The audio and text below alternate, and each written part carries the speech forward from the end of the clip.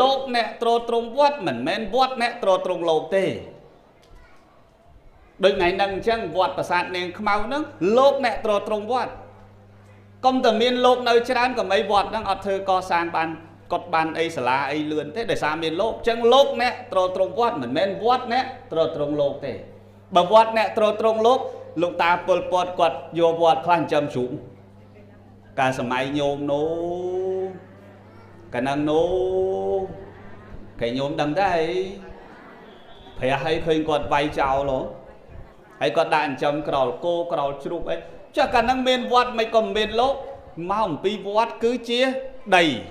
លោកគឺជាថ្មអញ្ចឹងអាថ្មនៅមាននៅភ្នំហ្នឹងនៅបានអញ្ចឹងបានត្រូវឲ្យមានលោកមកជួយត្រង់វត្តអញ្ចឹងណាញោមឥឡូវហ្នឹងបើដកតលោកចេញចាំមើលកន្លែងហ្នឹងចប់ហើយ